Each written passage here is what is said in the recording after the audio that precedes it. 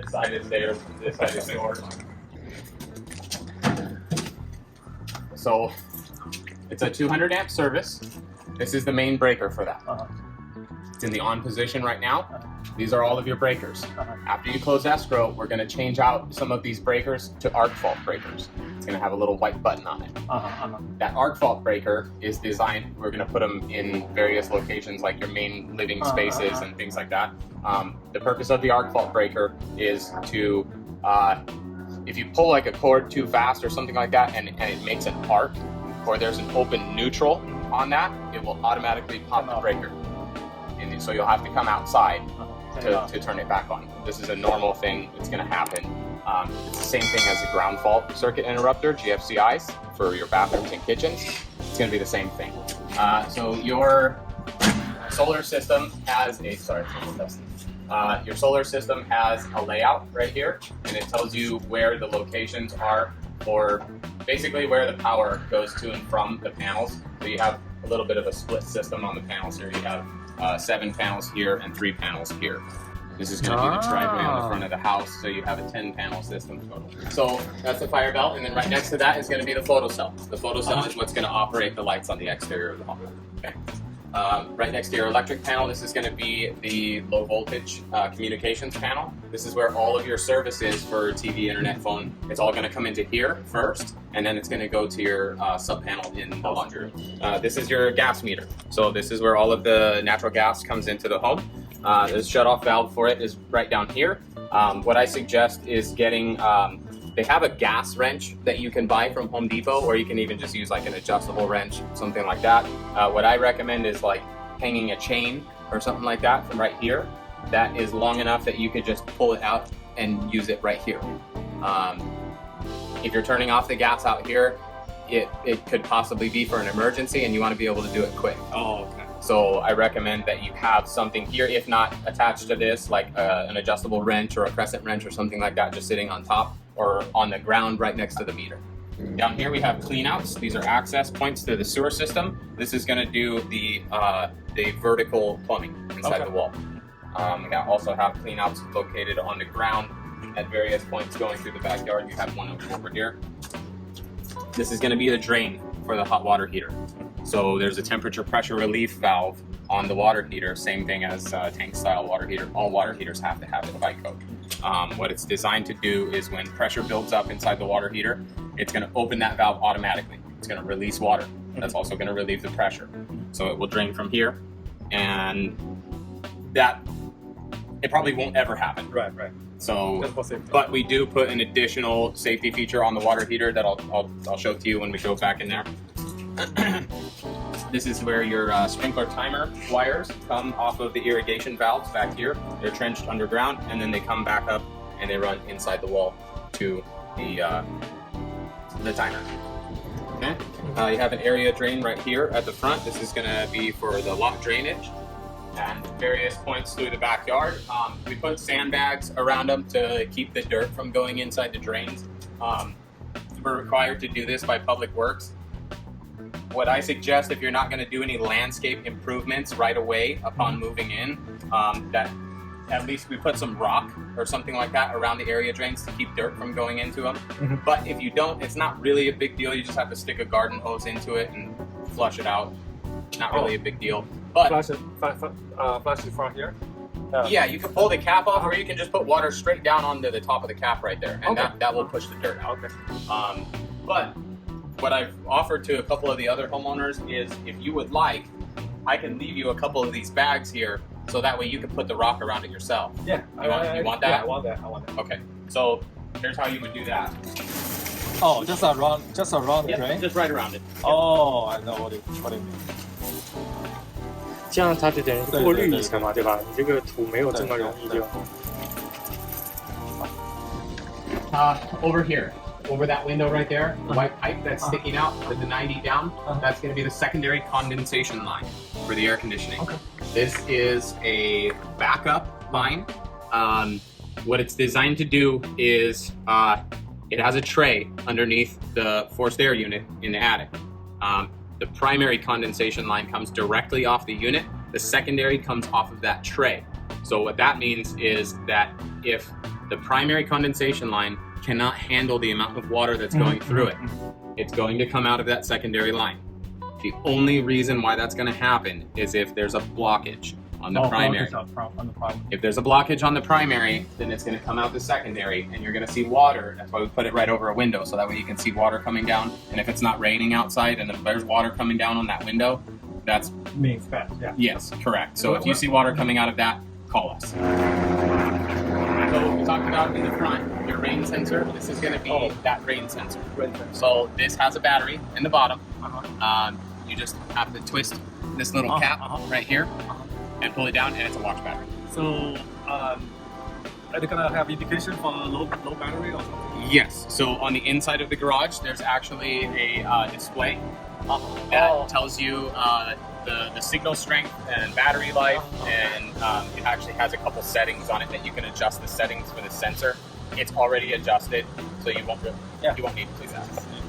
But if you do change the battery, I think it might reset the settings on it. But there's a manual that shows you how to do all the settings for that. It only works when the sprinkler running, right? Like if this morning it pours, but then after the sunshine, the sprinkler is still gonna deploy, right? Okay. Yeah. We can go into the garage here. So what we were looking at earlier, these are going to be the last points of maintenance for the sewer system. So you actually have one that goes that direction out to the street, and you have one that goes back this direction. These are deep. These are like 4 feet deep to the bottom of the sewer. So those caps, these are brass caps. They're traffic rated caps, so you can run over it, no problem. Tankless hot water heater. We'll go through this and we'll work that. Do you have any experience with the tankless hot water heater? You do. Okay. So you know the maintenance on it. Okay. This is for the pressure buildup.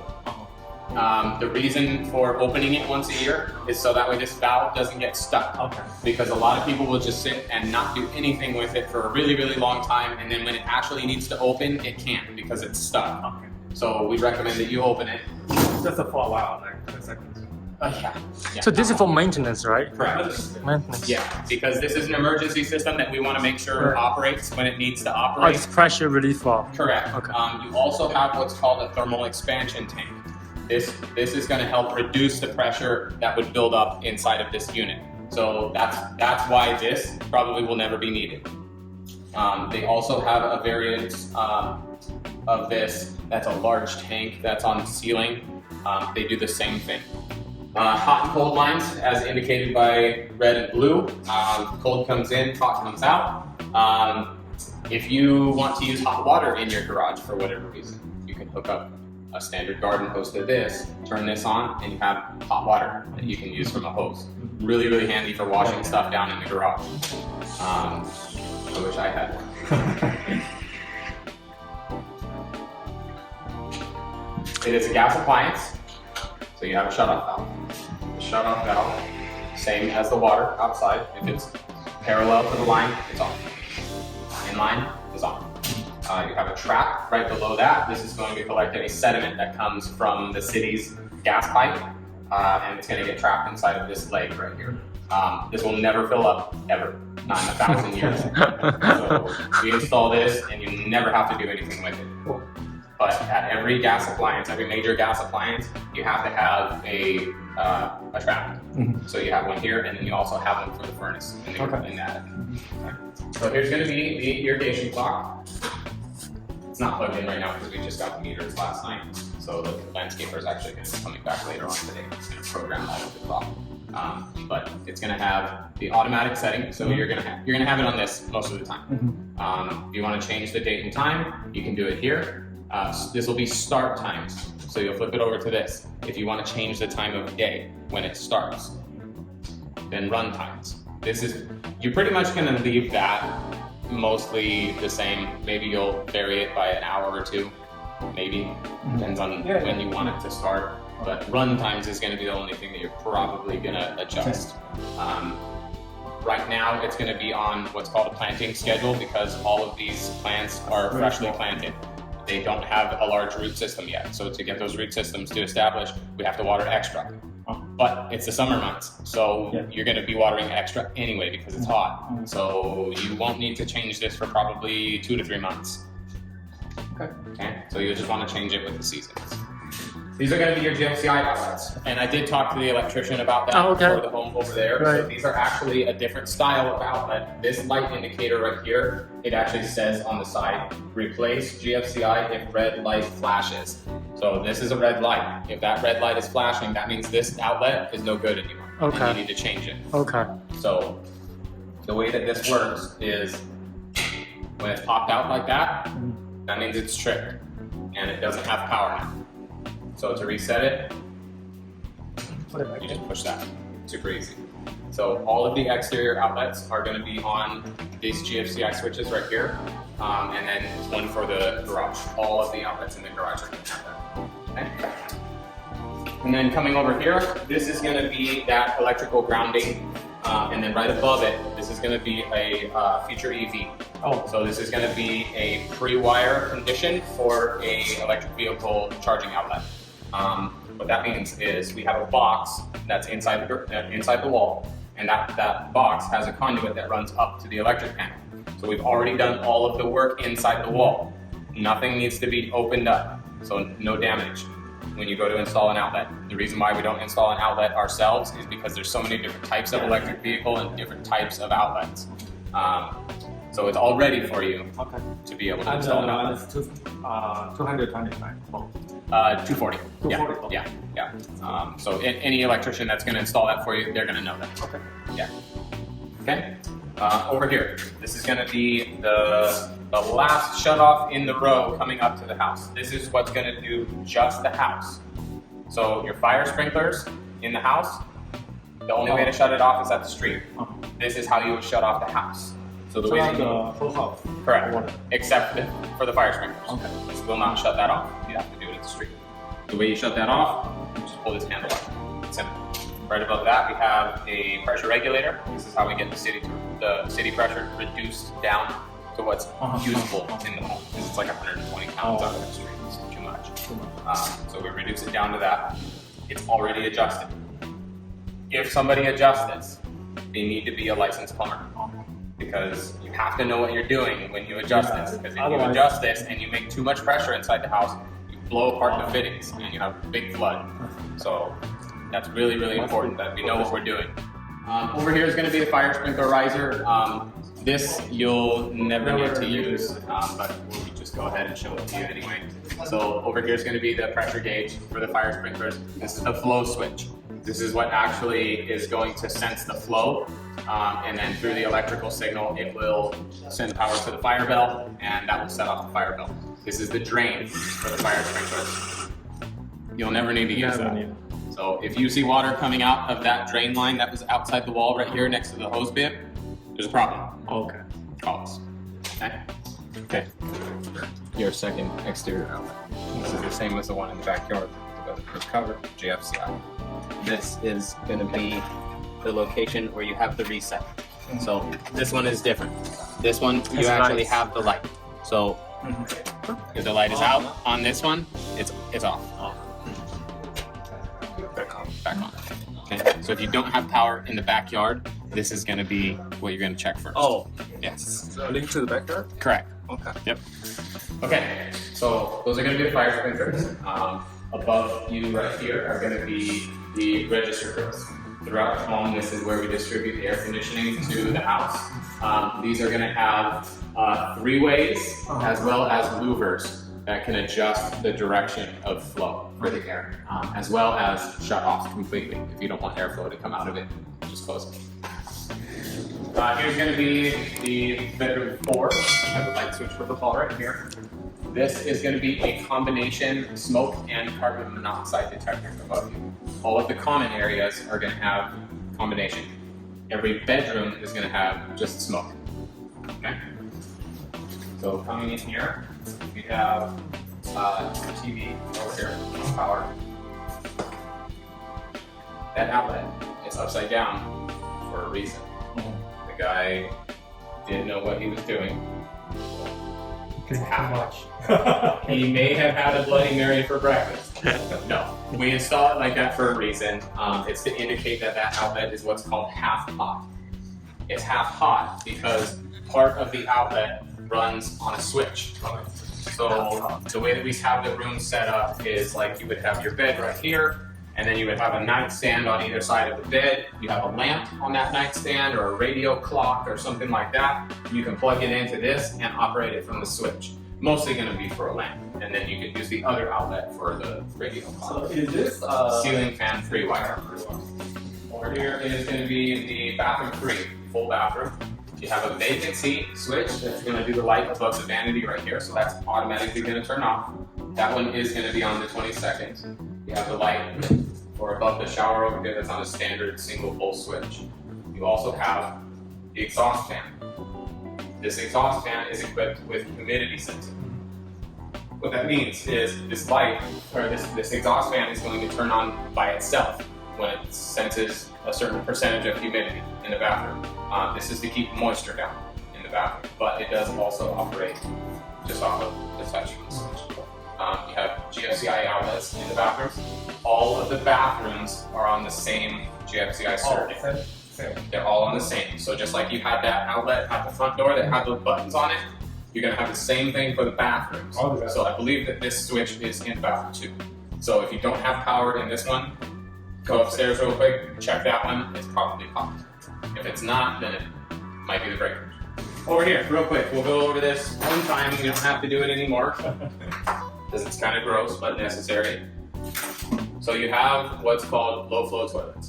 In the state of California, there are water saving restrictions that have to be implemented by construction. This goes for not only toilets, but fixtures, showers, same thing. So the way that they achieve that is by making this to where it cannot fill past that line. So you have a limited amount of water that you can flush with, which means that if you have a solid in the toilet and you're trying to flush it, if you just give it a little push like that, it's only going to give you half. See it closed, right? So we'll let that fill back up. You want to hold this for a little bit. for the problem. Correct. Yes. If you don't, you could end up with a clog. It is a soft clog though that you can get with a plunger. This is going to be where you have your primary filter for the ERV system. So you're going to have your one single large filter on the bottom. You take this down by pulling, actually I forgot to close that one right there. So that's what the tabs look like when they're open. So you can pull those tabs down and this door swings down. You pull that filter down and then on the inside there's a door. That door has a screw in it. You pull that screw out, the door comes down and you have another filter. On the inside. Yes, that filter that's on the inside, that's the primary filter for the ERV. And how long? Like every 6 months. every 6 months? But it has a screw on it. It has a screw on it, yes. I replaced that one with a Phillips head screw, so it's a very common type of screw bit. So that way it's easy for maintenance. Yeah. Over here, we're going to have your laundry room. You also have a set of uppers in here. This was another option that you selected. So you have a full set of uppers in the laundry room. Over here, another one of the vacancy switches. Operates the same as the others. It's going to be on 20 seconds. Over here is the ERV switch. This is how you're actually going to run the ERV. Right now it's running and it's on 100%. We typically leave it on 50%. ERV, what is ERV? The ERV is the whole house fan, but it's different than a whole house fan. The way that this one operates, a whole house fan only draws air out and pushes it out. Push it up. The ERV circulates air. So because Pulte seals their homes really well, it doesn't breathe. You want the home to breathe, so that way you can have fresh air in the home. Awesome. Yeah, not every home has that. No, in fact, Only Pulte home has only that. Pulte has And this. another thing is that if you pull out the air, some air gonna come in, right? Correct, but it's filtered. Circulate. It's filtered and It's filtered and it runs through very thick ducting. ducting. That means it's gonna It's going to cool down. cool down. Wow. Yes. You're not going to pump hot air into the house. That's gonna also what's that called? ERV. Yeah, Energy energy recovery recovery ventilation. ventilation. that's Energy advanced. Yeah. Like It is. It's gonna do heat exchange. It's pretty new technology. Yeah, it's gonna do heat exchange. Mhm. Like you can have both fresh air and you can like save some energy because if it's fresh air, it's just cool down or bring heat to the inside, right? If you do the heat exchange, you're gonna save some money. Yeah. Yep. Because if you just turn on the Open the window, you're just getting hot air. Yep, exactly. This is going to be a location where you have a filter for the ERV. So this is going to be a draw location.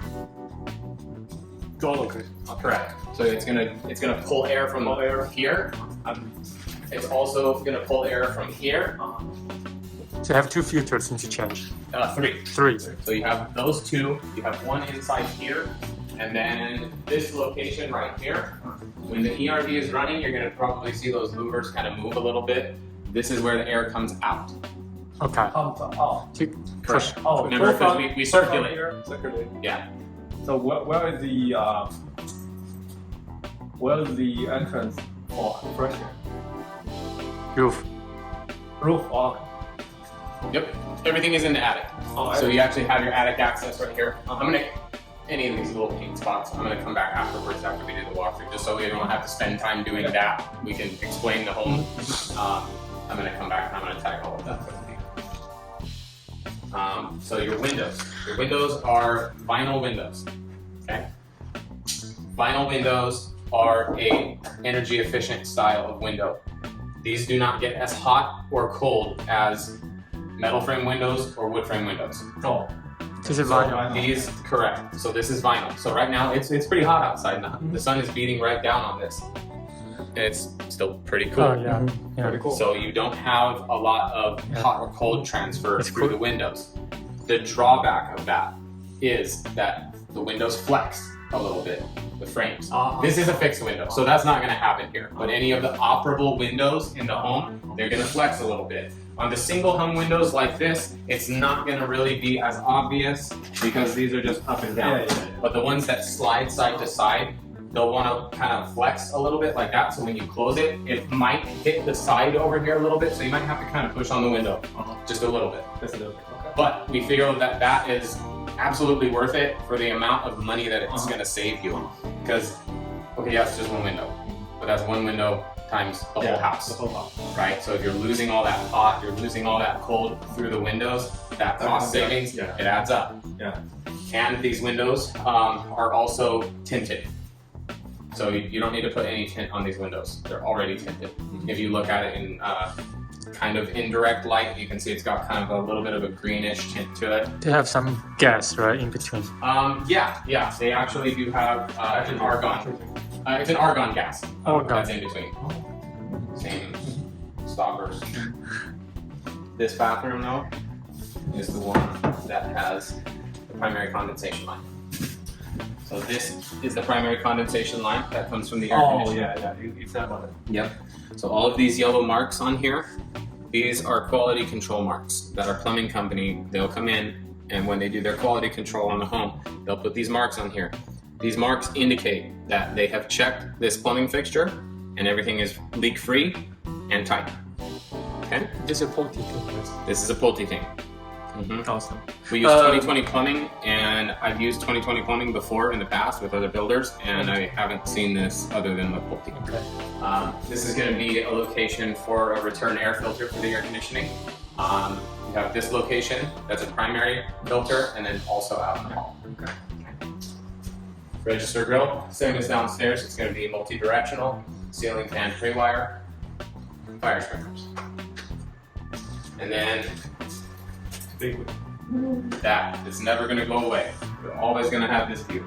But they are going to do the walking trail back here, so it's going to look a little bit more Green. finished. More green. Yeah.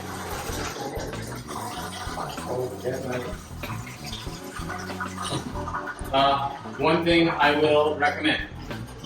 These ones have a really good design style where this is very well protected, but it is still a hole. So there's a hole on the back of this. That means that if water gets inside of this hole, it's going to go down into the cabinet. So when you're cleaning up your sink, You don't want to splash a bunch of water onto this because it's going to drip water down into the cabinet. Oh, it's to cabinet. Oh, directly. Yes. Well, it has to come down because it's attached to this. Okay. And this is how you stop this. Yeah. Actually, they can lift. Yeah, I got it. A little bit. Yeah, they lifted the hole a little bit. Yes. Yeah. So they actually this comes kind of more straight. So they actually bend this up a little bit. Our plumber bends it up so that way it kind of blocks off the hole a little bit. No, that's good. Yeah. Cool. Okay. Underneath here, you're gonna have extra storage built into the wall. This is gonna be for like your soaps or sponges or whatever you want to put. Down here, you have your garbage disposal switch. And then over here on this door, Customer service? This is customer service. So this has our email on it. This has the website that you would go for requesting service, the number, and the emergency number. The emergency number is exactly the same as our regular customer service number, so it's easy to remember. Down below that, we also have the contact information for Whirlpool. We also have a paint touch-up kit. So everything is Sherwin-Williams colors, but we get it through Vista Paint. Sherwin-Williams has a really hard time getting paint right now, and they have for like a year and a half.